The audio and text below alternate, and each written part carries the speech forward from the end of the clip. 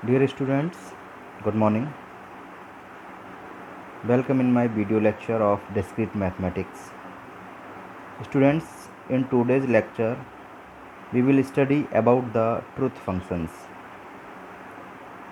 BCA second semester के discrete mathematics के इस क्लास में आज हम बात करेंगे ट्रुथ फंक्शंस के बारे में। आइए देखते हैं।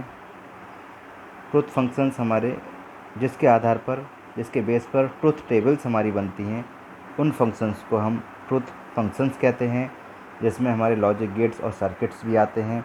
तो सबसे पहले लॉजिक गेट्स एंड सर्किट के बारे में देखेंगे। लॉजिक सर्किट्स और logic networks are structures which are built up from certain elementary circuits, जिन्हें हम स्विच भी कहते हैं, अरेंज इन सीरियल एंड और पैरेलल। ठीक है, लॉजिक सर्किट क्या है या लॉजिक नेटवर्क भी इन्हें कहते हैं। क्या है? एक स्ट्रक्चर है जो किसी सर्टेन एलिमेंट्री सर्किट्स को बिल्ड करती है। कैसे? अरेंज होकर एक सीरियल मैनर में या पैरेलल मैनर में। ठीक है, each of these circuits can be viewed as logic gates, और जितने भी जो सर्किट होंगे उन्हें हम लॉजिक गेट कहते हैं या फिर उन्हें मशीन कह सकते हैं, जी से डिनोट कर सकते हैं। विच कंटेन वन और मोर इनपुट डिवाइस, ये जो लॉजिक सर्किट्स हैं उनमें एक या एक से ज़्यादा इनपुट डिवाइस हो सकती हैं। And exactly one output device, और एक आउटपुट डिवाइस होती है, यानी कि इसके इनपुट एक, दो या दो से ज़्यादा हो सकते हैं, लेकिन जो आउटपुट होगा वो एक ही होगा। ठीक है, मतलब सिंगल होगा। Be define the logic gates which are used in switching theory. अगर स्विचिंग थ्योरी की बात करें तो जो लॉजिक गेट हम इनमें यूज़ करेंगे उनके बारे में अभी देखेंगे क्या होते हैं। तो सबसे पहले जो हमारा लॉजिक गेट है वो है और गेट। और गेट के बारे में देखते हैं। और गेट क्या है? और गेट में होता है, कॉन्सेप्ट इसका देखिएगा, an OR gate is a circuit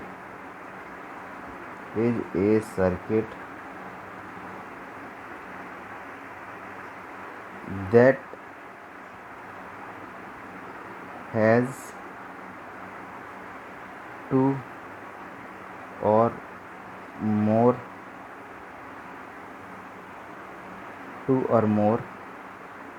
inputs and one output. ठीक है, और गेट में क्या होता है, दो या दो से ज़्यादा इनपुट होंगे और एक आउटपुट होगा। इसका जो स्ट्रक्चर है इसे हम कैसे डिनोट करते हैं। और गेट का स्ट्रक्चर देखिए इस तरीके का है।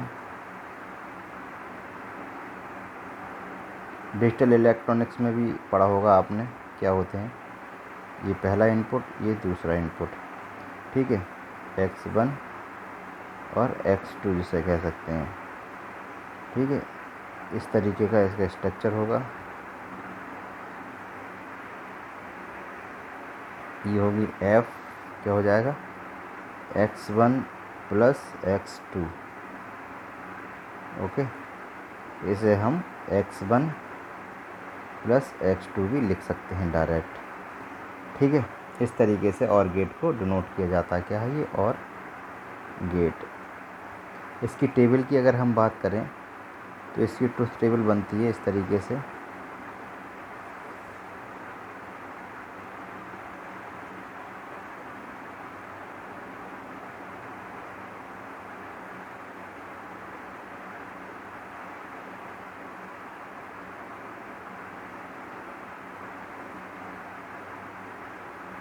x1 पहला इनपुट, x2 दूसरा input, then f equal to x1 plus x2। Clear? तो उसमें क्या करते थे मैथमेटिकल लॉजिक में कि हम ट्रू और फॉल्स देते, लेकिन इसमें क्या करेंगे, इसमें जब हम इसको वेरिएबल की वैल्यू देंगे तो सबसे पहले 0 0 1 1। प्रोसीजर वही रहेगा, दो एलिमेंट हैं तो दोनों का पावर 2 हो जाएगी, दो हैं तो 2 की पावर 2 हो जाएगी, तो 4 एलिमेंट हमारे यहाँ वेरिएबल बनेंगे। और x2 में हमारी पोजीशन रहेगी 0 1 0 1। ओके, और जैसे उसमें होता था डिसजंक्शन में, उसी तरीके से उसमें क्या होता था, जब दोनों फॉल्स होते तभी फॉल्स होता था, अदरवाइज़ ट्रू होता था। यानी कि दोनों वैल्यू 0 होंगी तो 0 होगा, अदरवाइज़ ट्रू होगा। इसमें तो पहली दोनों वैल्यू 0 हैं, बाकी में एक 1 है तो 1 रहेगा। ठीक है, यहाँ इस कॉन्सेप्ट को भी समझ लीजिए। Where it is denoted by plus in और गेट द आउटपुट, जो इसका कॉन्सेप्ट है वो ध्यान दीजिएगा। ये कह सकते हैं, ये नोट है या रूल कह सकते हैं, इसका रूल कह सकते हैं इसका ये है कि the output is 0 if all inputs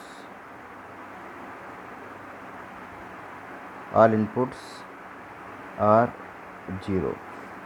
output 0 होगा जब सारे इनपुट 0 होंगे, एंड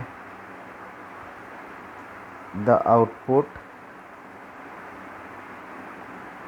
इज 1, आउटपुट 1 है at least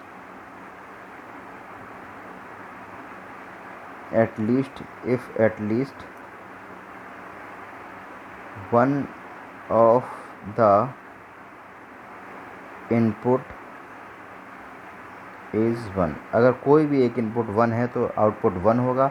अगर दोनों इनपुट या जितने भी इनपुट हैं सारे 0 रहेंगे तो आउटपुट हमारा 0 रहेगा। ठीक है, ये इसका रूल है या कॉन्सेप्ट है।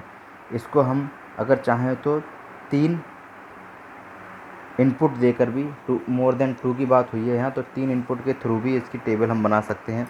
जैसे कि मान लीजिए ये हमने एक गेट बनाया है, इसके 3 इनपुट हैं 1 2 3, x1 x2 एंड x3। और ये यहाँ हो जाएगा f1 = x1 + x2 + x3।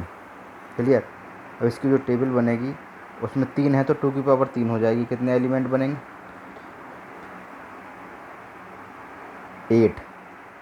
ठीक है, 8 इसमें हमें एलिमेंट, ये रोज़ हमारी इसमें बनेंगी। 8 रोज़ बनने के बाद जो टेबल बनेगी वो देखते हैं किस तरीके की बनेगी।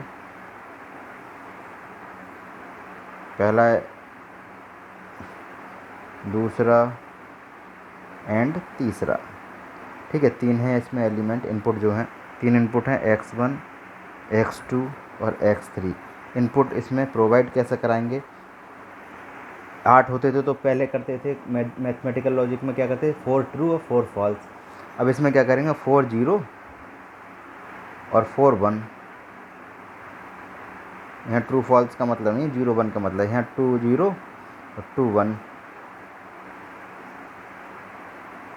1 0 एंड 1 0 1 0 1 0 1। Okay, clear. अब हम वैल्यू किसकी निकाल रहे हैं? x1 + x2 + x3। ओके, तब हमने देखा था और गेट में क्या होता है, अगर दोनों 0 मिलेंगे तब 0 होगा, अदरवाइज़ 1 होगा।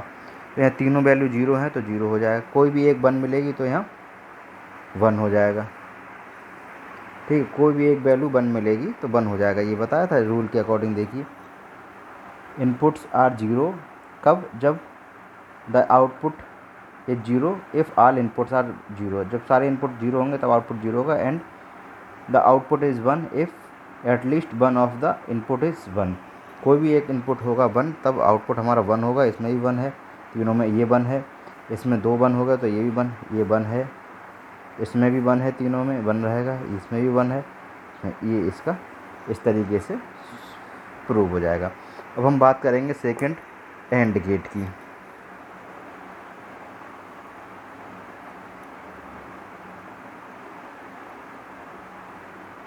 एंड गेट में क्या होता है? It is a circuit that has it is a circuit that has two inputs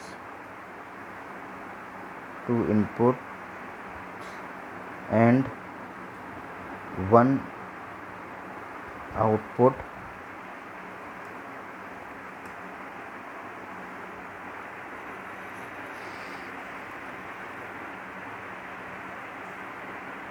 clear? इसमें इसे हम इसका स्ट्रक्चर कैसे बनाएंगे, इस तरीके से। पहला इनपुट, दूसरा इनपुट, आउटपुट F, ये X1 X2, ये हो जाएगा X1 डॉट X2। ओके, इसकी टेबल क्या होगी?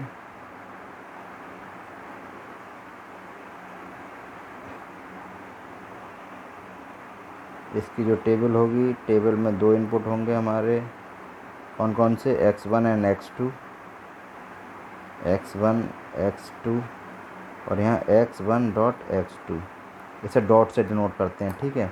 तो ये हो जाएगा हमारा 0 0 1 1 0 1 0 1। इसमें क्या होगा, इसका कॉन्सेप्ट ये है कि अगर हमें दोनों 1 मिलेंगे तभी 1 होगा, अदरवाइज 0 रहेगा। तो यहाँ 0 है, दोनों एक 0 है तो 0 हो जाएगा, एक 0, दोनों 1 यहाँ मिलेंगे तो ये 1 हो जाएगा, ठीक है। ये इसका कॉन्सेप्ट है। अगर रूल की बात करें तो इसका रूल क्या है वो देख लीजिए, या कॉन्सेप्ट क्या है वो भी देख लीजिए। रूल या कॉन्सेप्ट एक ही बात है। The output X1 dot X2, dot से डिनोट किया जाएगा, ठीक है से, is 1 when both input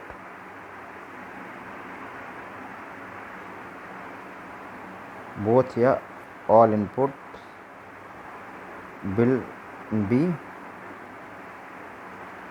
1, otherwise X1 dot X2 will be 0। ये इसका कॉन्सेप्ट है, ठीक है। ये ध्यान रखिएगा कॉन्सेप्ट, ठीक है। तो ये था हमारा OR गेट और AND गेट। इसके आगे और भी सर्किट्स हैं हमारे, उनके बारे में हम कल के वीडियो लेक्चर में पढ़ेंगे।